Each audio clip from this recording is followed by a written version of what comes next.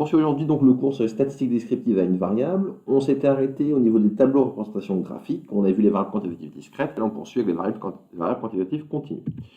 Donc là, on suppose qu'on a une population toujours de taille grand N. On a des données brutes, c'est-à-dire les réponses de chaque individu qu'on a notées V1, Vn. Et on va supposer, vu qu'on est dans le cas continu, qu'elle peut prendre n'importe quelle valeur dans un intervalle de R et qu'il va être très rare que vous n'ayez deux fois la même valeur pour deux individus différents. D'accord? On va avoir rarement plusieurs fois la même valeur. Et donc, ici, il ne faut pas considérer la variable comme discrète, mais comme continue. Parce que dans le cas contraire, si on faisait un diagramme en bâton avec les données brutes, en fait, ce qu'on aurait eu, c'est un enchaînement de bâtons de taille de hauteur 1 sur n, grosso modo, vu que j'ai que des réponses différentes. Et donc, mon graphique ne me donnerait pas trop d'informations, il ne serait pas trop lisible. Et donc, pour pallier à ce problème, on va faire ce qu'on appelle un regroupement en classes. Donc, pour ça, comment ça se passe? On va considérer ce qu'on appelle une subdivision de l'intervalle, où la variable prend ses valeurs. C'est quoi subdivision? C'est que je vais découper mon intervalle en plusieurs morceaux. Et donc, je vais appeler les bornes de la subdivision ici A0, A1, A2 pour fixer les idées. Et pour chaque sous-intervalle que j'ai ici, pour chaque classe de ma subdivision, on va noter comme dans le cas précédent, n indice j l'effectif de la classe AJ-1 AJ. La fréquence, ça va être pareil comme tout à l'heure, l'effectif de J, de la jm classe, divisé par l'effectif total. On va considérer de la même façon, les fréquences cumulées croissantes et décroissantes sont vraiment la même définition que ce qu'on avait vu dans le cas discret. Du coup, je n'insiste pas trop là-dessus. Et comme dans le cas discret, on va chercher à faire un tableau, donc il va ressembler à celui-ci. Et là, ce qu'on va voir, c'est comment remplir l'effectif avec Excel sans avoir à faire tous les calculs à la main. Donc le mieux, c'est de voir ça sur un exemple. Donc regardons, l'exemple c'est le suivant. C'est un professeur qui a obtenu plusieurs notes, un DS, et donc la population ici, si on veut reprendre un petit peu le vocabulaire, c'est tout le groupe du TD qui a eu les notes à ce DS. La variable, c'est la note, qu'on va noter grand X, c'est la moyenne des étudiants ou la note au DS. Et on va voir ici qu'une même valeur revient rarement plusieurs fois, et qu'on va donc considérer que la variable est continue et faire un regroupement en classe. Donc comment faire le regroupement en classe avec Excel? Regardons ici. Donc là, j'ai le fichier Excel qui m'intéresse. J'ai mes notes qui ont été ici regroupées à cet endroit-là, et du coup, moi, ce que je vais faire, c'est regrouper en classe. Alors, mon regroupement en classe, j'ai plusieurs choix possibles pour les classes, mais là, ce que je vais faire, c'est je vais choisir de regrouper en prenant, alors je vais prendre par exemple première classe entre 0 et 4, deuxième classe, je vais la prendre entre 4 et 8, hop, le temps que j'écrive tout ça, j'aurais dû préparer en avance, ça aurait été mieux, tiens. 8 et 12 pour la troisième classe, puis on va passer à, j'ai failli oublier 12, 16, 12, 16 pour la troisième classe, et on va voir enfin 16 et 20 pour la dernière classe. Hop. Donc je mets ça ici parce que c'est de ça dont je vais m'occuper pour pouvoir faire mes calculs. Alors ce qui est ici, je vais le recopier alors pour le coup. Je vais faire le tableau qui m'intéresse. Donc, si vous savez bien le tableau qui m'intéresse, ça va être quoi? Alors on va mettre ici, hop, on va le mettre en l'alignant ici, on continue. Hop, j'ai fait une petite faute de manip. Donc je redescends.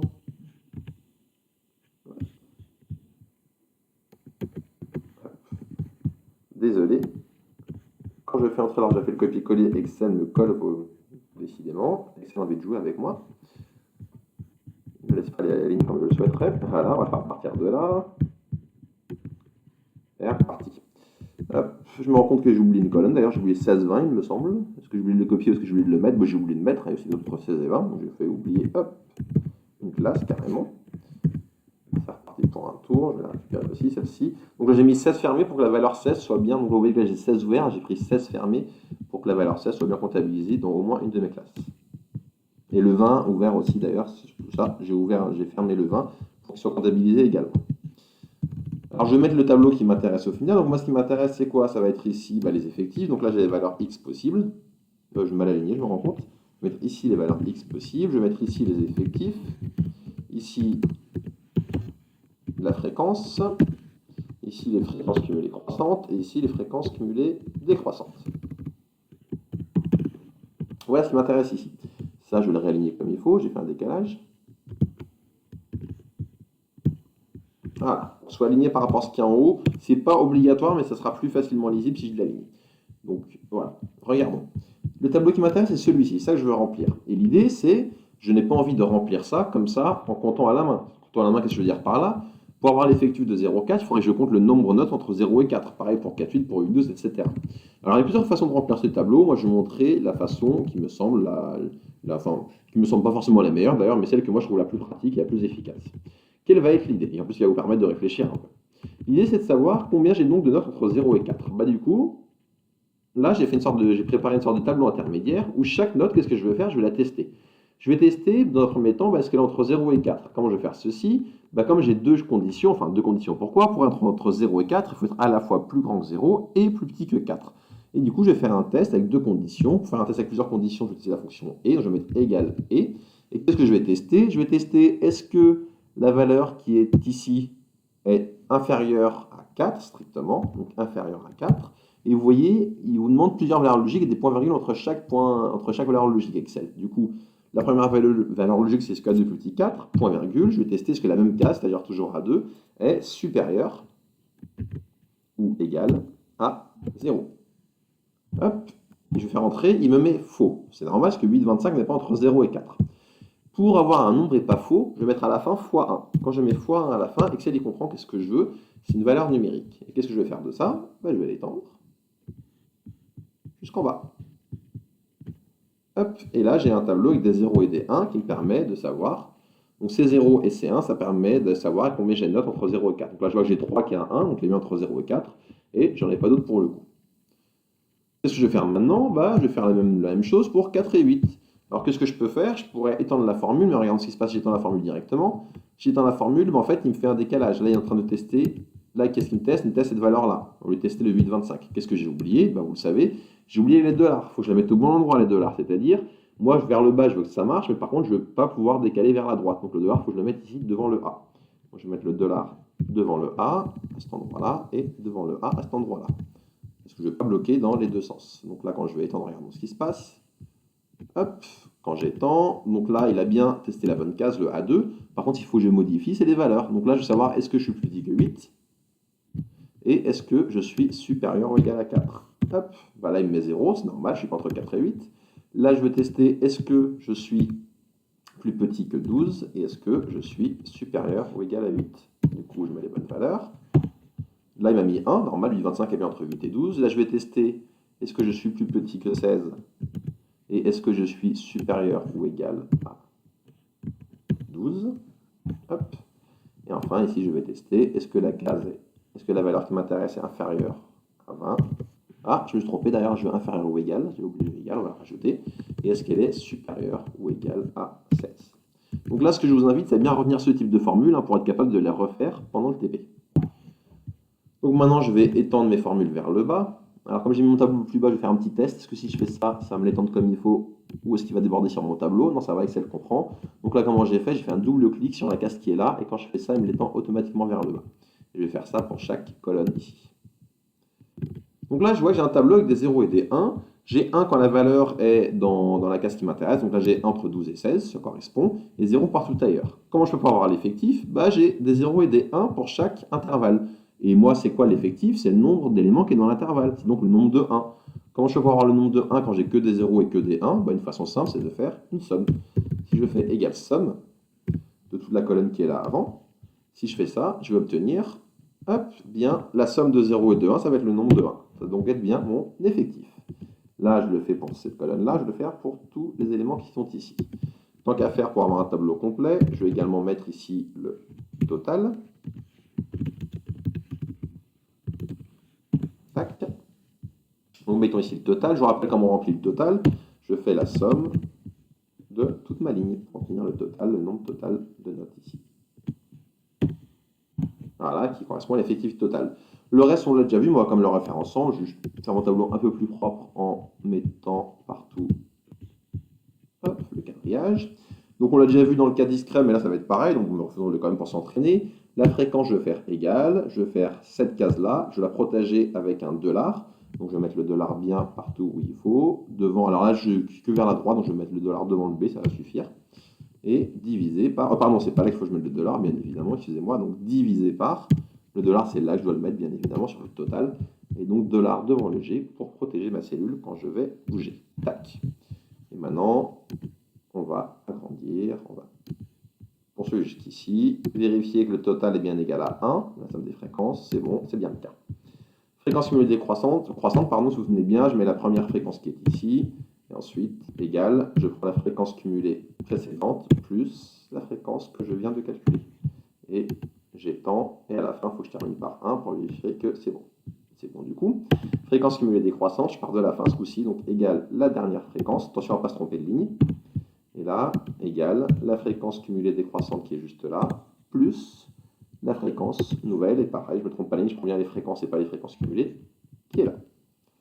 J'étends, et j'ai mon tableau qui est rempli. Donc là, cette partie-là, c'est pareil, c'était comme pour le cas discret. Ce qui était nouveau, c'était comment obtenir l'effectif grâce au tableau intermédiaire qu'on a ici. Donc retenez bien les formules qui sont là et comment on fait ce genre de choses. On va poursuivre maintenant, hop, le cours. Donc on a rempli le tableau qui était là, je vais vous montrer comment on faisait. Maintenant, on va faire d'autres choses, on va regarder à la fois comment on fait pour tracer l'histogramme, pour faire graphiquement une telle variable. On regarde l'histogramme d'une variable continue, comment ça va correspondre. On va placer les valeurs de bornes de chaque classe en ordonnée. Donc ça va être dans l'axe des ordonnées, je vais mettre les bornes de chaque classe. Et je vais représenter chaque classe par un rectangle de largeur à l'amplitude et de hauteur à l'effectif ou la fréquence qui correspond à cette classe. Donc ça va me donner le même genre de choses si je prends l'effectif ou la fréquence, et les valeurs qui vont être en ordonnée qui vont changer. Et je ne sais pas ce que j'ai dit tout à l'heure, mais je vais me reprendre, j'ai dû dire... j'ai une faute de frappe ici. Non, pardon, j'ai pas de faute de frappe. On place bien en abscisse, j'avais fait une erreur à l'oral. On place bien en abscisse les valeurs des bornes et donc en ordonnée les effectifs ou les fréquences. Donc remarque ici, on va faire que le cas où toutes les classes ont la même amplitude. C'est un peu différent si ce n'est pas le cas, mais là l'idée c'est que vous compreniez bien les bases et que vous sachiez manipuler ça.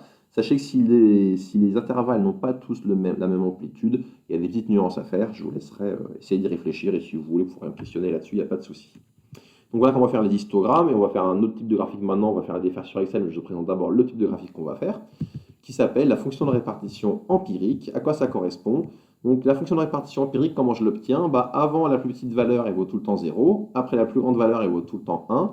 Et entre les deux, ça va correspondre à avoir une fonction qui va être affine par morceau et où la pente de chaque morceau va correspondre à votre fréquence. Voilà la fréquence du morceau correspondant. Vous allez voir comment on fait ça avec Excel. Avec Excel, ce sera plus parlant.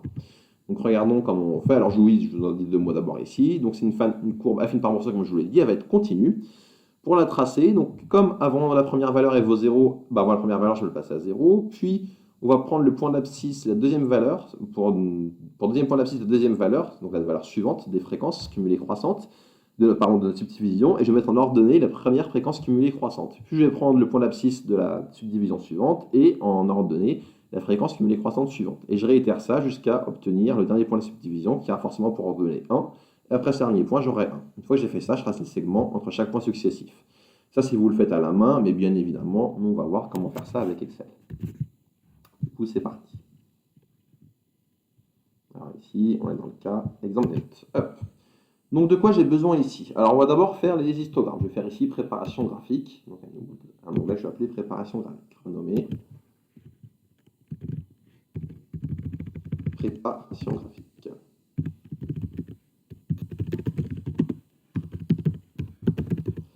Alors qu'est-ce qu'il me faut? J'ai dit qu'il me fallait en abscisse déjà les bornes de chaque intervalle. Là mes intervalles ils commencent à 0, 4, et après au lieu de continuer, je vais faire ici sélectionner ces deux, et si j'étends, Excel montre 8, 12, 16 et 20. Donc là j'ai mis les bornes de chaque intervalle. Qu'est-ce que je vais prendre ensuite? Donc là je commence par faire l'histogramme. En même temps j'aurais besoin de ça aussi pour la fonction de répartition. Alors vous pouvez prendre l'histogramme des effectifs ou des fréquences, allez prenons les effectifs. Donc je vais prendre ici mes effectifs, donc je les copie, j'ai fait un CTRL-C, vous pouvez faire aussi un clic droit avec votre souris et faire un copier. Je vais dans préparation graphique et je vais faire ici, on va le mettre ici à cet endroit-là, ça ne va pas changer grand-chose là où je le mets, vous allez voir après. CTRL-V, là ça ne marche pas, pourquoi ça ne marche pas? Tout simplement parce que quand j'ai fait CTRL-V, il m'a copié les formules, et que là du coup ça ne marche pas parce que j'ai plus les bonnes cases. Du coup, au lieu de faire un CTRL-V, je vais faire ici collage spécial et que les valeurs. Donc là j'ai les valeurs qui m'intéressent. Qu'est-ce que je vais faire? Ce que je vais faire là, ce sera d'un point de vue esthétique, je l'expliquerai après. Je vais mettre un 0 à gauche et un 0 à droite. Et oui, je n'ai pas le même valeur en abscisse et en ordonnée, on va voir comment on s'en sort pour gérer ce problème.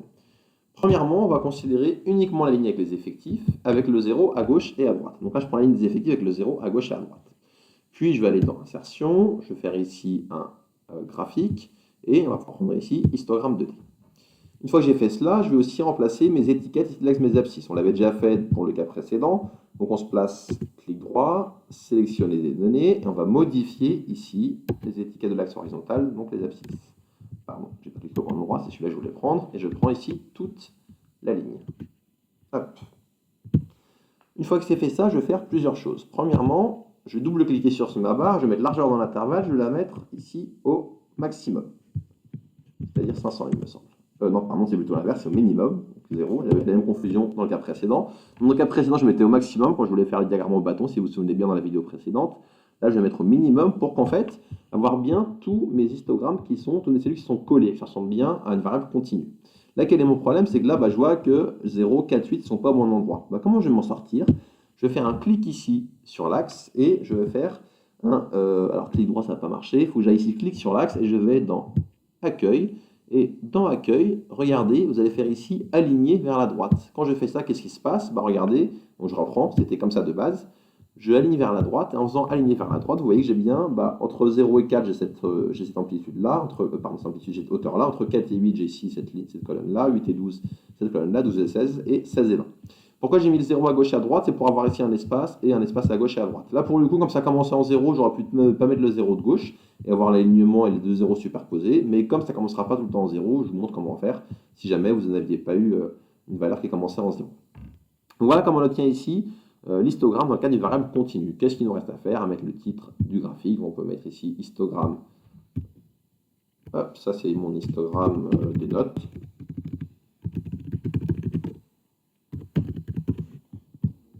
On va faire clic droit, on va mettre le graphique. Je vous rappelle, je vous demande à chaque fois de déplacer le graphique et bien faire sur une nouvelle feuille. Donc je vais appeler histogramme.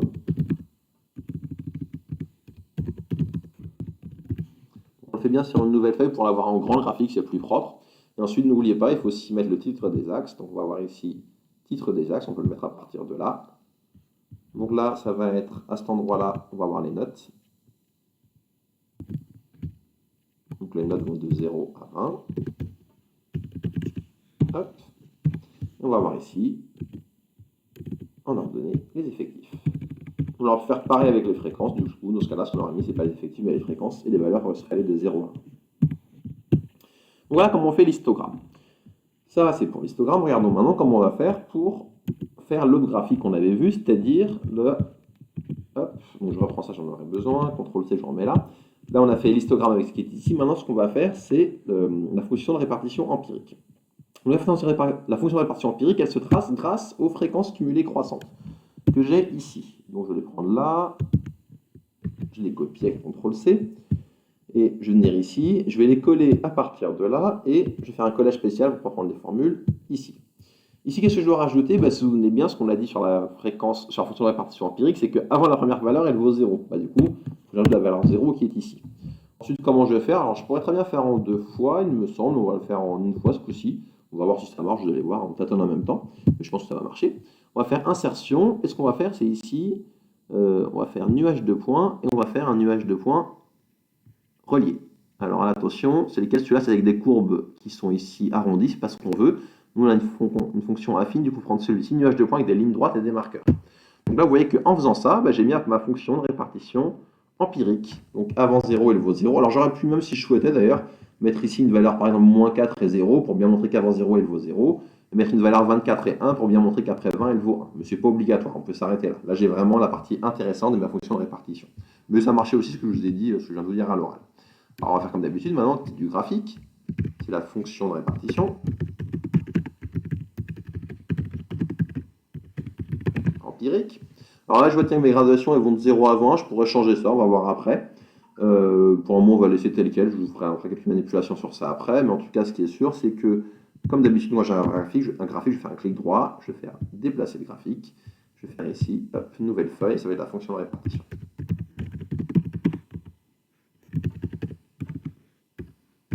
Répartition empirique. Il ne veut pas, ça doit être trop long comme l'autre, du coup je mets juste fonction de répartition. Hop, nouvelle feuille. Donc là, ici, je vais la mettre à cet endroit-là.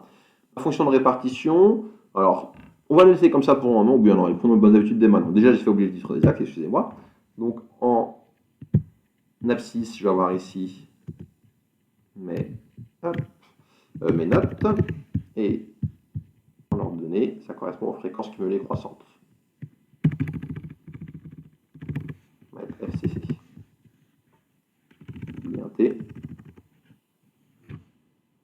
Voilà. On va laisser ça comme ça pour le moment et vous verrez après qu'on va l'améliorer ce graphique pour faire de la lecture graphique, mais je ne vous dis pas plus pour le moment. On reprend la partie de cours, on poursuit. Donc là, on a vu comment on faisait pour représenter graphiquement et par un tableau des valeurs d'une série statistique avec une variable quantitative continue. On va voir maintenant comment faire pour avoir le résumé numérique d'une variable quantitative, c'est-à-dire comment avoir des informations numériques, donc avec des nombres, qui nous permettent d'avoir des infos plus ou moins rapides en un clin d'œil, en un coup d'œil, sur une série. On commence par ce qu'on appelle les paramètres de position. Enfin d'abord, le point de départ, on considère une population de taille n, comme depuis le départ. Si x est discrète, je suppose qu'elle a pris un nombre fini p de valeurs, que je vais noter x1, xp, et que j'ai classé dans l'ordre croissant, donc x1 plus petit que x2, etc., plus petit que xp. Si elle est continue, je supposais que son image est alpha-bêta, et que j'ai déjà fait un regroupement en classe, où je vais choisir un même nombre de classes, donc comme avant. Ici, là, j'avais p valeurs différentes, je supposais que je vais prendre p classes différentes. Et dans ce cas-là, je vais appeler x indice i la moyenne, le milieu de chaque classe, le centre de chaque intervalle, qui correspond donc à la moyenne des extrémités, des bornes de mes intervalles. Donc voilà à quoi correspond le xi. Donc xi, c'est soit les valeurs quand c'est discret, soit dans le cas continu, c'est les centres, ce qu'on appelle les centres de classe, donc c'est-à-dire les milieux de chaque intervalle de ma subdivision. Donc retenez bien, deux notations différentes en fonction du cas où on est. Le fait de pouvoir dire ça, ça permet qu'après les formules soient les mêmes dans les deux cas, discret et continu. Donc d'abord les paramètres de position.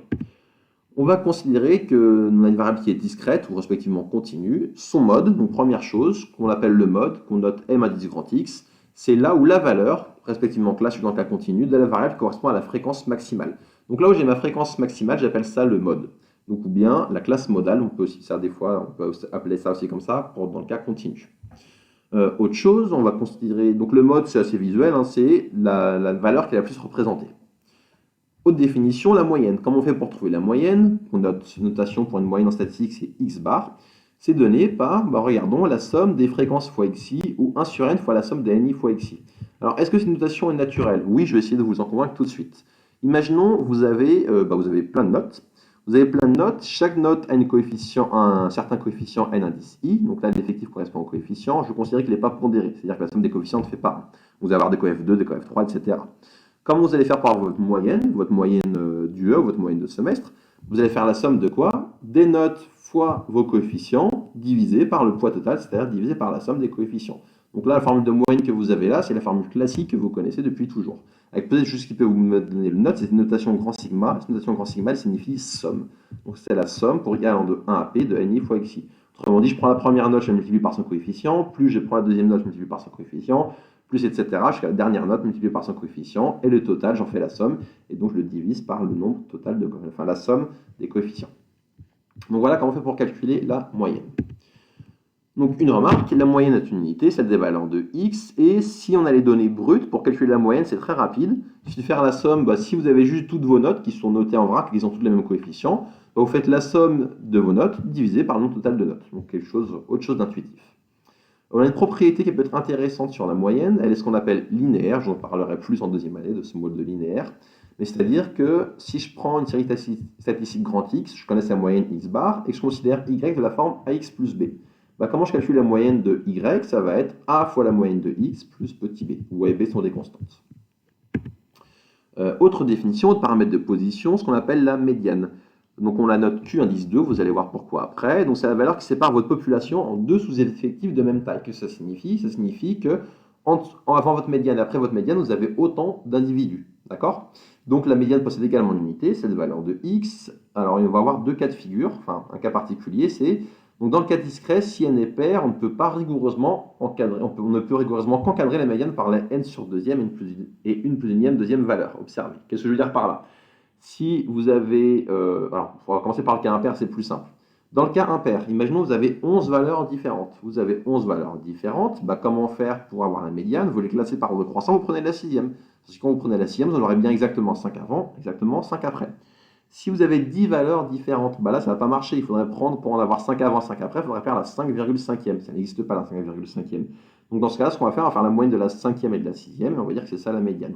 Ou bien, il y a d'autres, ça c'est une école possible, il y a plusieurs possibilités, mine de rien. On peut aussi décider que la médiane va être la n sur deuxième valeur observée directement. Ça dépend si on veut que la médiane soit une valeur prise par ma série ou pas. Certains puristes le souhaitent, d'autres non. Enfin, ça dépend de le cas dans lequel vous vous placez. Nous, honnêtement, c'est pas très important. Ce qu'il faut, c'est que vous reteniez le principe de la médiane, c'est que avant votre médiane, vous avez la moitié des valeurs, et après, l'autre moitié. Dans le même ordre d'idée, on va avoir, donc vous avez ici, pardon, d'abord la remarque suivante qui est que dans le cas continu, pour trouver la médiane, il faut trouver, alors, la formule qui est ici, mais je vais vous le dire tout de suite, ce qu'on va faire, c'est on va le faire graphiquement dans le cas continu pour trouver la médiane, tout comme ce qui va suivre après. Il y aurait une formule que je pourrais vous donner, mais je sais qu'elle va plus vous embrouiller qu'autre chose et que pour le coup, en général, on le fait graphiquement pour trouver la médiane dans le cas continu. Je vous montrerai comment on fait après. Donc au-delà de la médiane, on a d'autres choses. On va avoir ce qu'on appelle des quantiles d'ordre R. Donc dans le cas où elle est discrète, ça va être un peu comme tout à l'heure, c'est-à-dire si je prends, le mieux c'est que je vous parle que je prenne un cas concret. Par exemple, si je prends le quantile d'ordre 0,1, ça va être quoi? Ça va être le nombre qui fasse en sorte que vous ayez 0,1, donc 10% de votre série avant cette valeur et 90% après. Ça va être par exemple le premier quantile d'ordre 1. Le deuxième quantile d'ordre 1, ça va être 2 fois 0,1, donc 0,2. C'est vous avez 20% de votre série avant et 80% après. Donc voilà le principe ici. Comment on fait pour le trouver? Si Q est discrète, ça se lit directement en regardant les fréquences cumulées croissantes. Donc je reprends, si je prends mon décile d'ordre 1, ça va être 0,1, ça va être le premier moment où la fréquence cumulée croissante dépasse 0,1. Dans le cas qui va être continu, on va le faire avec la formule qui est là et ça sera graphique. Rassurez-vous, on va voir ça en pratique sur les exemples précédents, ce sera beaucoup plus visuel, beaucoup plus facile. Ce qui va nous intéresser en particulier, ça va être donc, je l'ai décidé, je viens de vous en parler, je vais couper ma population en 10 sous-séries taille égale. Les centiles, ça va être en sous-séries, et ce qui est le plus connu sont les quartiles. Donc on note Q indice N. Donc Q indice 1, c'est j'ai 25% de ma population avant et 75% après. Q indice 2, c'est 50% avant, 50% après, et du coup ça correspond à quoi? Ça correspond à la médiane. Donc c'est pour ça qu'on a noté la médiane Q indice 2, et Q indice 3, ça va être 75% avant et 25% après. Regardons tout de suite comment on calcule ces paramètres de position avec Excel. D'ailleurs, pourquoi paramètres de position? J'ai oublié de vous le dire, c'est parce que ça vous permet de situer globalement sur un axe où va être située la majorité de votre série. Donc regardons tout de suite comment on calcule ces choses-là. Alors commençons par le cas discret par exemple, qui est ici. Alors dans le cas discret, regardons, dans le cas discret, je vais reprendre ce que j'avais ici, ce dont j'ai besoin. Alors je vais reprendre tout le tableau, je vais d'abord reprendre ce qui est ici, donc ce qui est là, hop. Tout ce tableau et je mettrai ce qui m'intéresse après. Hop, je me mets là, pour qu'on ait sous les yeux la même chose, je fais un classe spécial en prenant que les valeurs. Alors comment je vais faire pour avoir ma moyenne? Pour avoir la moyenne, je vais rajouter une ligne en plus. Si vous vous souvenez bien de la formule de la moyenne, je vais vous la remettre sous les yeux, qui est ici. Il faut la remettre un peu en arrière. La formule de la moyenne, j'ai trop avancé, ça va être 1 sur n, somme des ni fois xi. Du coup, comment je vais faire? Je reviens dans mon fichier Excel. Il faut que je calcule du coup à chaque fois ni fois la valeur xi. Je vais donc faire une ligne intermédiaire, je la mets là pour que vous voyez c'est intermédiaire. Je vais faire ici une ligne que je vais appeler ni fois xi. Ça correspond à quoi? Égal. Ni, c'est l'effectif qui est ici, fois xi, c'est ce que j'ai là. Et je vais faire ça pour chaque valeur possible. Et moi, si je me souviens bien, je vais l'écrire ici, je ne l'avais pas parce qu'après, il y aurait d'autres choses à calculer. La moyenne, on avait dit que c'était donc 1 sur n, c'est-à-dire égal.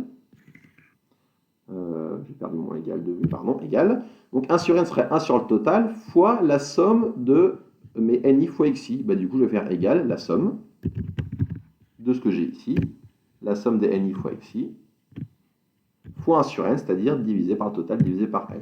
Si vous écrivez 1 sur h4 fois la somme, c'est pareil. Donc là, j'ai une moyenne de 2,11.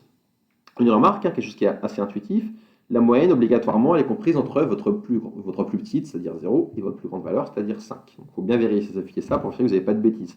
Si vous trouvez ici une moyenne, par exemple, de 8, vous êtes sûr que vous vous êtes trompé quelque part. Je vous le dis, certains, ça va peut-être vous faire rigoler, mais j'ai tous les ans des erreurs de ce genre-là. Donc vérifiez tout le temps ça, que la moyenne est parlante. Ça, c'est pour la moyenne. Comment je vais faire pour calculer maintenant, par exemple, le premier quartile, Q indice 1? Alors, Q indice 1, ça correspond à 0,25. Je vais donc chercher dans mes fréquences cumulées croissantes. On va le mettre là. Mon fréquence cumulée croissante, c'est ici. Je vais la mettre en valeur.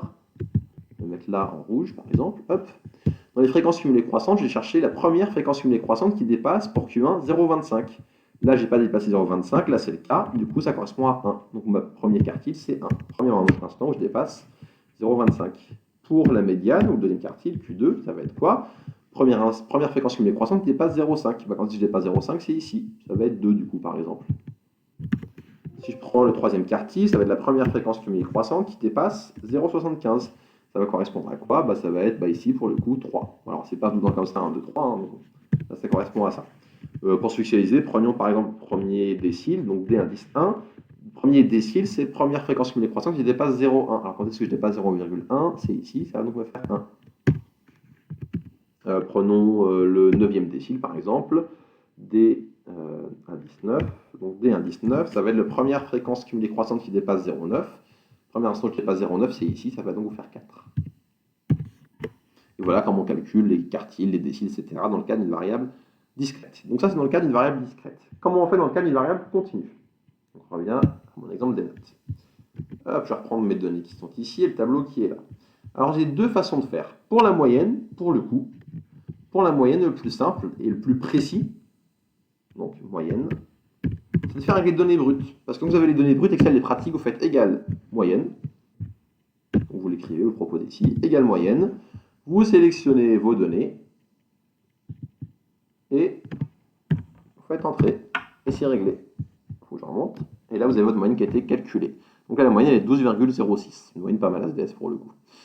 Du coup, là, quand vous avez les données brutes, Excel vous fait directement en faisant la fonction moyenne. Attention, revenons à l'exemple d'avant. Est-ce que là, j'aurais pu faire égal moyenne? Bah non, parce que si je faisais égal moyenne, comme je n'ai pas les données brutes, je n'aurais pas pris en compte les effectifs. Donc quand vous avez vos données qui sont regroupées dans un tableau, que vous n'avez pas les données brutes, la fonction moyenne d'Excel ne fonctionne plus. Donc il faut bien savoir faire les deux, soit avec les formules qui sont là, soit avec les données brutes qu'on vient de faire ici. Donc là, vous voyez que c'est rapide. Comment je vais faire pour calculer premier quartile? Donc je vais appeler Q1. Bah, pareil, si vous avez les données brutes, c'est très facile avec Excel. Vous allez faire égal quartile, quartile exclure, parenthèse, vous sélectionnez vos données brutes. Hop. Ensuite, vous voyez qu'il vous demande quoi, quartile exclure? Il vous demande matrice qui est là, c'est les données. Il vous demande un point virgule. Du coup, je vais faire point virgule. Et là, il vous dit, il veut 1 pour le premier quartile, 2 pour le quartile moyen, c'est-à-dire la médiane, et 3 pour le troisième quartile. Bah, du coup, je vais écrire 1. Je ferme la parenthèse, je fais entrer, et là, il m'a calculé mon premier quartile. Comment je vais faire pour Q indice 2? Bah, pareil. Je pourrais faire égal médiane, tiens, vous montrer que la formule exacte. Que le deuxième quartile, c'est la médiane. Je peux faire égal médiane directement. Donc, égal médiane, hop, et il me prend ici la médiane, qui correspond au deuxième quartile. Et pour Q indice 3, comment je vais faire? Q indice 3, hop, je vais me prendre ici, égal, du coup, toujours quartile exclure, donc quartile exclure. La matrice, il me demande d'abord, donc je sélectionne mes données. Une fois que j'ai sélectionné mes données, je mets point virgule. Là, il demande quart pour lequel je veux. Là, je veux le troisième quartile, donc je vais mettre un 3. Je mets donc mon 3, je ferme ma parenthèse, je fais entrer, et j'ai mon troisième quartile. Donc, vous voyez, quand vous avez les données brutes, bah, c'est très simple, c'est direct. Mais parmi vous n'avez pas les données brutes. Un exemple concret, on vous a fait une étude statistique où il y a eu 1 million de données. Bah, il est possible qu'on ne vous donne pas le million de données ou 1 milliard de données, j'exagère un peu, mais qu'on vous donne directement le regroupement en classe qu'on a fait. Il faut être capable dans ce cas de refaire tout ça. Pour la moyenne, c'est comme on a vu dans le cas discret, je ne le refais pas. Pour les quartiles, ça va se faire graphiquement. Donc, je vais venir dans ma fonction de répartition empirique, et comme ça va être graphique, je vais être le plus précis possible. Comment être le plus précis possible? Bah, déjà, je peux voir que dans cet axe-là, au-dessus de 1, il n'y a rien qui m'intéresse. Donc qu'est-ce que je vais faire? Je vais faire ici, double-clic. Je vais faire ici, alors je pense dans option d'axe, je devrais trouver ce qui m'intéresse. Donc option d'axe, graduation, et déjà, bah tiens, on va mettre tout ce qui m'intéresse. Non, c'est pas ici, pardon. J'aurais peut-être dû faire un clic droit. Vous voyez que je ne connais pas forcément tout par cœur à chaque fois, des fois je tâtonne un peu. Hop. Mise en forme de l'axe. Voilà. Donc j'ai fait un clic droit sur l'un des nombres et j'ai fait mise en forme de l'axe. Le minimum, il est à 0 et le maximum, je vais le mettre à 1. Donc en le mettant à 1, vous voyez que je vais être 0 à 1, ça me permet de perdre ce qui était au-dessus, qui était superflu, et du coup je perdais en précision. Pareil pour cet axe, au lieu d'aller jusqu'à 25, je vais aller jusqu'à 20. Donc, je vais faire ici, pareil, mise en forme de l'axe. Et je vais prendre au lieu d'aller 0 à 25, je vais aller de 0 à 20. C'est la valeur maximale 20. On va avoir quelque chose de plus précis, je vais pouvoir faire d'autres choses ici. Là, pour une lecture graphique, mon quadrillage n'est pas très précis. Donc, je vais pouvoir faire, par exemple, je vais pouvoir faire ici. Alors, où est-ce que l'option... Hop, avec l'ancienne version d'Excel, je connaissais tout par cœur. Bien sûr que la nouvelle, je tâtonne un petit peu plus, mais vous n'en faites pas. On va trouver les choses. Donc, je reprends sur mon axe qui m'intéresse. Et moi, ce que je voudrais, c'est ajouter les quadrillages principal et secondaire. Ah, ben, il est là, quadrillage, je n'avais pas vu, pardon. Donc quadrillage, la petite flèche, et au lieu de demander que le majeur, je vais mettre aussi le mineur. Donc déjà, ça vous rajoute un peu plus de quadrillage, ça permet d'avoir quelque chose de plus précis. Vous pourriez aussi vous amuser, au lieu d'aller de 0,1 en 0,1, à changer en allant par exemple, donc vous avez le principal ici 0,1, la secondaire 0,02, je peux mettre en secondaire, tiens, par exemple 0,01. Et oui, ça vous met plus de quadrillage. Donc vous pouvez jouer comme ça pour avoir des quadrillages et des lecteurs graphiques plus précises. Pareil, là, pour l'autre axe, je peux faire la même chose. Pour le secondaire, là, ça va être 0,4 en 0,4, je pourrais très bien aller de 0,2 en 0,2 par exemple. Et ça vous fait quelque chose de plus précis, un quadrillage plus fin. Donc voilà comment faire avec Excel. Maintenant, comment je vais faire graphiquement pour retrouver par exemple, je vais faire que la médiane. Pour la médiane, je vais partir ici de 0,5. Je vais suivre le trait qui va à 0,5 et je vais regarder, hop, ici, à quelle valeur ça correspond. Donc là, je vois, tiens, je suis en gros à 2 carreaux après le principal. Comme j'ai mis 0,1 de 0,1, ça me fait une médiane de 12,2 graphiquement. Regardons quelle était la vraie médiane. La vraie médiane était à 12,125, donc c'est plutôt pas mal. J'ai une précision qui est pas trop mal, sachant que quand je fais un regroupement en classe, je perds en précision. Et ça vous permet de voir comment on fait pour calculer donc tous les paramètres de position dans le cas discret et dans le cas continu. Poursuivons maintenant le cours avec ce coup-ci les paramètres, on n'était pas là mais à là plutôt, les paramètres de dispersion. Affichage plein écran. Alors, paramètres de dispersion, ça va vous permettre de voir comment se disperse votre série, c'est-à-dire comment elle est étalée. Donc paramètre de position, vous allez la situer grosso modo sur un axe. Paramètre de dispersion, vous allez voir si elle s'étale beaucoup. Est-ce qu'elle est plutôt regroupée ou est-ce qu'elle est plutôt très étalée. Alors d'abord, première chose, l'étendue de la série, notez E. Donc c'est quoi l'étendue? C'est la valeur max moins la valeur min. Donc ça c'est assez intuitif, c'est le maximum moins votre minimum, vous avez votre étendue. Donc l'étendue d'une unité, c'est cette valeur de x. Donc ça va permettre de savoir justement quel est l'écart maximal entre tous les points de votre série. On a aussi une autre chose qui s'appelle l'intervalle interquartile. Donc c'est le segment Q1, Q3. Donc c'est-à-dire, vous allez calculer vos premiers quartiles et votre troisième quartile, et vous allez regarder qu'est-ce qu'il y a entre votre premier et votre troisième quartile. Ça vous permet d'avoir la partie centrale de votre série, c'est-à-dire que vous avez 50% de votre série qui est compris entre Q1 et Q3, et cette partie c'est la partie centrale. Et on peut aussi considérer la distance interquartile qui est donc Q3 moins Q1, pour savoir si votre partie centrale est plutôt regroupée et espacée. Chacun vous paramètres de dispersion, s'ils sont grands, c'est que votre série est plutôt espacée, s'ils sont petits, c'est que votre série est plutôt regroupée. Donc elle a aussi une unité, la distance interquartile, c'est de valeur de x. Et c'est plus précis que l'étendue, parce que ça ne prend en compte que les données proches de la médiane. Par exemple, l'étendue, vous pourrez très bien avoir quelque chose avec une donnée, on va dire, une donnée exceptionnelle à 1 million, et tout reste entre 10 et 30, et dans ce cas, votre étendue, elle serait de 1 million moins 10. Donc elle serait très grande, alors qu'en vrai, si vous regardez la distance interquartile, elle serait beaucoup plus petite. Donc attention à chaque fois à prendre chaque paramètre avec des pincettes, et surtout à réfléchir à la signification de chaque paramètre. Poursuivons. On va considérer aussi la variance, quelque chose que vous connaissez normalement. Alors la variance, ça permet de répondre à quoi comme type de question? Alors je vais vous donner un exemple concret et je vais essayer de vous convaincre du bien fondé de la variance et de voir qu'une moyenne seule, ça ne veut pas dire grand-chose. On va considérer deux séries statistiques. Alors une où il n'y a que deux valeurs, 1 et moins 1, et cette valeur, si vous regardez cette série statistique, quelle va être sa moyenne? Ça va être 0. Je prends une autre série statistique avec également que deux valeurs qui vont être plus 1 million et moins 1 million. Je vais prendre également sa moyenne, ça va être à nouveau 0. Donc vous avez deux séries qui ont la même moyenne, 0, mais qui n'ont rien à voir l'une avec l'autre. Dans ce cas-là, j'ai 1 et moins 1, j'ai des valeurs qui sont plutôt proches. Dans l'autre cas, j'ai plus 1 million, moins 1 million, j'ai des valeurs qui sont plutôt lointaines. Si vous voulez vous convaincre que ça n'a rien à voir, dites-vous, vous êtes dans un cas où vous gagnez plus ou moins 1 euro, ou bien où vous gagnez plus ou moins 1 million d'euros. Vous êtes d'accord que ce n'est pas du tout la même. Donc pour pallier à ce problème, ce qu'il faut voir, c'est justement, est-ce que mes valeurs sont loin de ma moyenne ou pas? Et pour répondre à cette question, on va considérer ce qu'on appelle la variance. Comment on calcule la variance? Je vous mets d'abord la définition. En fait, je vais prendre la distance entre chaque point et sa moyenne, donc xi moins x bar, mais pas vraiment la distance, je prends la distance au carré. Je vais faire la somme de chaque effectif correspondant, parce qu'un point peut apparaître plusieurs fois, et je vais diviser le tout par n. Ça va me donner la distance moyenne totale, la distance moyenne entre mes points et sa moyenne. Enfin, pas presque ma distance, plutôt la distance au carré moyenne entre chaque point et sa moyenne. Ça, en pratique, on ne l'utilise pas, cette formule, donc je ne l'ai pas mise en rouge. Ce qu'on va utiliser en pratique, c'est la formule qui est ici en rouge. Donc c'est là qu'on va vraiment beaucoup l'utiliser en pratique, et je vous invite à retenir et à bien connaître. Alors, avant de terminer ce chapitre et de revenir à Excel, on termine justement avec les derniers points de cours, avant de voir les dernières manipulations sur Excel. Donc la variance, premièrement, n'a pas la même unité que les valeurs de x, mais celle de leur carré, parce qu'on a mis toutes les valeurs au carré. À partir des données brutes, on peut calculer directement la variance en faisant la somme des x au carré moins x bar au carré. Ici, et il manque bien sûr un 1 sur n ici, il faudrait que je formule. Il manque ici un 1 sur n avec n, le nombre de données totales. J'ai une faute de coquille ici dans mon poly, il faudrait que je corrige. Donc je reprends ici, il manque un 1 sur n à cet endroit-là. Donc la variance, le problème, je reviens ici, c'est qu'il n'a pas la même unité, on n'est pas dans le bon ordre de grandeur, on a un carré en trop.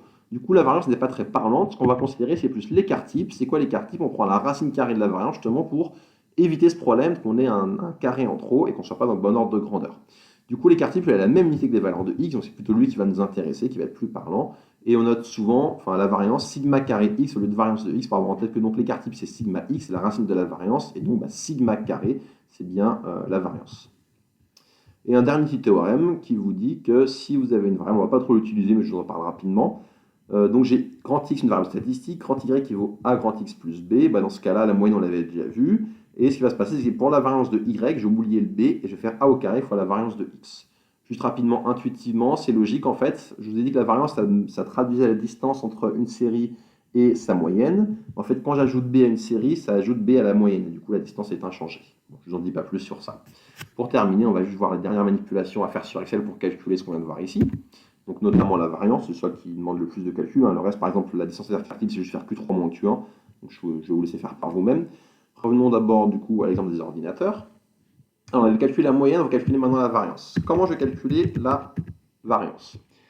Je vous remets la formule sous les yeux, qui est ici. Donc pour calculer la variance, vous avez la formule qui est là. 1 sur n, somme des ni fois xi au carré, moins x bar au carré. Donc d'abord, il faut que je calcule la somme des ni fois xi au carré. Comment je vais faire cela? Je vais venir ici, et je vais faire une autre colonne intermédiaire. Je vais faire n indice i fois x indice i au carré. Et là, faites bien attention, c'est que le xi qui est au carré, c'est pas le ni. Donc il ne faut pas que je mette ça au carré, ça ne va pas marcher. Il faut que je mette égal. Donc le ni qui est ici, fois le xi qui correspond à ici, au carré. Au carré, c'est chapeau de ainsi. Vous allez ensuite étendre cette formule tout le long de votre ligne. Ça vous donne les nix au carré. Alors j'aurais pu le faire tout à l'heure, mais je vais le faire maintenant. Le total aurait pu m'intéresser aussi pour la moyenne, donc je le mets ici. Donc égale somme de ça c'est pour la somme des nxi. On aurait pu faire ça pour la moyenne tout à l'heure, j'ai oublié une parenthèse. Et là, je vais l'étendre vers le bas. Et en faisant ça, qu'est-ce que j'obtiens? Que la variance, ça va être égale. Donc on a dit 1 sur n fois somme des nx au carré. Donc j'ai somme des nx au carré divisé par n, moins la moyenne au carré, donc moins la moyenne qui est ici, que je vais mettre au carré. Donc je rappelle au carré, c'est chapeau 2. Et ça vous donne ici une variance de 1,4. Ce qui, parlant, c'est pas de la variance, je vous l'ai dit, c'est l'écart type. Comment je fais pour avoir l'écart type? Je fais égal racine de la variance. Et vous avez ici un écart type de 1,18. Quand vous avez la moyenne et l'écart type, qu'est-ce que je vous conseille? Calculez toujours moyenne moins écart type, moyenne plus écart type, comme ça, deux têtes. Allez, on va arrondir à 2,1 et à 1,1. Bon, on arrondit les fois 1,1, mais c'est pour parler rapidement. Donc si je fais 2,1 moins 1,1, ça va me donner 1. Et si je fais plus, je vais avoir 3,2. Grosso modo, ce que vous devez avoir, c'est quand vous faites moyenne moins écart type et moyenne plus écart type, vous ne devez pas dépasser la plus petite et la plus grande valeur. Donc quand j'ai 1, ça ne dépasse pas, et quand j'ai 3,2, ça ne dépasse pas non plus. Du coup, a priori, mes résultats sont cohérents. Pas forcément justes, j'ai pu faire une faute de frappe sans me rendre compte, mais en tout cas, ils sont cohérents. Regardons maintenant ce qui se passe dans le cas d'une variable continue. Donc pour une variable continue, l'exemple des notes, de même qu'on avait une formule pour la moyenne, on peut savoir une formule directement pour la variance égale var pn. On prend ici égale var pn, et si vous prenez var pn, ça vous calcule votre variance. Donc ici, vous avez votre variance qui est là. Hop. Vous faites entrer et vous avez la variance. Je voulais écrire ce que je calculais, pardon, donc ça c'est la variance, je vais le mettre à côté. Et pour avoir l'écart type, comme tout à l'heure, l'écart type c'est la racine de la variance. Racine, hop, racine, je ne veux pas le double clic, de la variance qui est ici. Et vous avez ici votre écart type. Une petite remarque, il y a aussi une fonction écart type pour Excel, si on regarde. Je vais la remarquer maintenant, égale écart type, et vous voyez que vous en avez deux. Alors vous avez moyen, vous en avez même trois avec moyen, car Pearson est standard. Nous, l'écart type qui nous intéresse, on va tester, regardons, l'écart type Pearson, je vous le dis dès maintenant, lui, il va nous donner ce que l'on souhaite. Donc l'écart type Pearson, c'est bien l'écart type que l'on considère ici. Hop, parenthèse, on voit qu'on va trouver exactement la même chose. Si je fais l'écart type standard, lui aussi va nous intéresser, mais ce sera l'an prochain, donc il ne va pas nous intéresser cette année pour le coup l'écart type standard.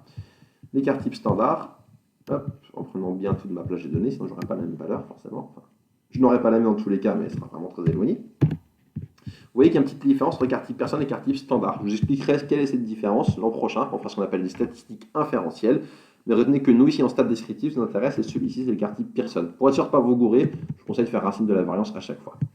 Donc ça termine ce premier chapitre sur les statistiques descriptives à une variable, et ça va correspondre donc au premier TP qu'on fera sur Excel. Donc je vous invite à bien retenir ce qu'on a fait là, à bien retenir toutes les formules pour être capable de refaire le premier TP que nous ferons ensemble sur Excel.